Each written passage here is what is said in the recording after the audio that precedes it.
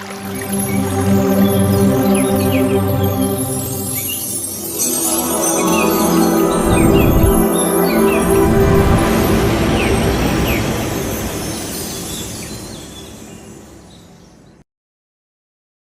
ఈ స్వరయోగం ఉపయోగించుకొని మనం సాధించేటువంటి ఒక విషయం చెప్తాను. కార్యసిద్ధి అంటే మనం ఏదైనా సాధించాలంటే దాన్ని ఎలా సాధించాలి, సాధించాలంటే ఏం చేయాలి అనేది చాలా ఇంపార్టెంట్.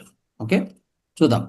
ఇక్కడ చాలామంది ఏంటంటే చాలామందికి మనం చేసే దాంట్లో అవకతవకలు జరగడము, నష్టాలు జరగడము, కష్టాలు రావడము ఇవన్నీ జరుగుతూ ఉంటాం. ఒక వర్క్ స్టార్ట్ చేస్తారు, అది ఫినిష్ కాదు, అర్థం పర్థం అవుతుంది. సో ఇట్లాంటివి ఎన్నో విషయాలు మనం సఫర్ అవుతుంటాం. అప్పుడేమనుకుంటామంటే ఇది లక్కో లేకపోతే ఇది దాన్ని ఏమంటారు, అంటే సరిగ్గా జరగకపోతే లక్ లేదనో, ఆ, ఎవరో అంటే ఆ విధంగా మనం దాన్ని అనుకొని మనకు మనం ఏం చేస్తామంటే సరి చెప్పుకుంటూ ఉంటాం.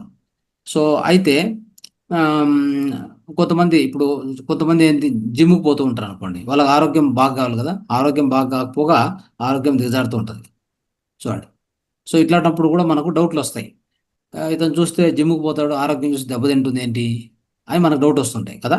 సో అలాంటి ఎన్నో సిచ్యువేషన్స్ మనం ఫేస్ చేస్తూ ఉంటాం అనమాట. సో ఆ విధంగా మనకి ఏదైనా కానీ, అంటే మనం ఏదైనా ఒక మీటింగ్ పోతున్నాం, ఒక వర్క్‌కి వెళ్తున్నాం, ఏదో ఒక బ్యాంక్‌కి వెళ్తున్నాం, ఉదాహరణకి ఎక్కడైనా ట్రావెల్ చేస్తున్నాం, సో ఏదైనా ఒక కొత్త ప్రాజెక్ట్ స్టార్ట్ చేయబోతున్నాం, ఒక బ్యాంక్ లోన్‌కి అప్లై చేస్తున్నాం, ఇట్లాంటివి ఏవైనా కావచ్చు, కొత్త ప్రాజెక్ట్ కావచ్చు, కొత్త వస్తువు ఇంటికి కొనుక్కొని రావాలనుకున్నాం, లేదంటే ఒక ఎవరి నుంచైనా డబ్బులు మనకు రావాల్సి ఉంది, బ్యాంక్ లోన్ తీసుకోవాలి, ఒక బ్యాంక్ పోతే డబ్బులు రావాలి, ఇట్లా ఎన్నో విషయాల్లో కూడా మీరు చెక్ చేసుకోవాల్సింది ఏంటంటే ఈ టేబుల్ చెక్ చేసుకొని ఆ దాని ప్రకారంగా ఆ టైంలో మీ స్వరం కరెక్ట్గా ఉందో చూసుకొని బయలుదేరండి. అర్థమైందా? ఉదాహరణకు ఒక విషయం చెప్తాను, మీకు అర్థమవుతుంది కార్యసిద్ధి గురించి. ఒక వ్యక్తి ఏం చేస్తాడంటే బ్యాంక్కి వెళ్తాడు, ఏంటంటే డబ్బులు కావాలి, అది కూడా ఎక్కువ డబ్బులు కావాలి. బ్యాంక్కి ఎప్పుడు కూడా ఎక్కువ డబ్బులు కావాలంటే 2 రోజులు ముందు చెప్పాలి, ఒక రోజు ముందు చెప్పాలి. అయితే అతను స్వరం చెక్ చేసుకుంటాడు, కరెక్ట్‌గా ఉంది, వెళ్తాడు. అతనికి తెలుసు ఖచ్చితంగా సక్సెస్ అవుతాడని. బ్యాంక్ పోతాడు, అడుగుతాడు. అంత డబ్బులు అడిగితే జనరల్‌గా ఇయ్యరు బ్యాంక్ వాళ్ళు. వాళ్ళు ఇచ్చేస్తారు. కారణం ఏంటంటే జస్ట్ కొద్ది ముందు వేరే వాళ్ళొచ్చి డిపాజిట్ చేసి ఎళ్తారు అమౌంట్. చేసి పోయుంటారు. చూడు ఇదెలా జరిగింది? అతని స్వరం కరెక్ట్‌గా పనిచేస్తున్నప్పుడు, ఆ స్వరం కరెక్ట్‌గా ఉందా లేదా చెక్ చేసుకున్నాడు, బయటికెళ్ళాడు. ఇది మన పెద్దవాళ్ళు చేస్తున్నారా లేదా? చేశారా లేదా? వాళ్ళేమి మన పెద్దవాళ్ళు పూర్వీకులు వాళ్ళేమి ఏ విధంగా దాన్నేమంటారు మూర్ఖులు కాదు, లేకపోతే అజ్ఞానులు కాదు. వాళ్ళంతా జ్ఞానులు. గొప్ప జ్ఞానులు. ఈ సైంటిస్టులు ఇప్పుడు నేర్చుకుంటున్నారు అంతే. సైంటిస్టులు ఆడ ఉన్నదాన్ని తెలుసుకొని, అర్థం చేసుకొని ప్రయత్నం చేస్తున్నారు. తప్ప వాళ్ళ దగ్గర గొప్ప విజ్ఞానం ఏం లేదు.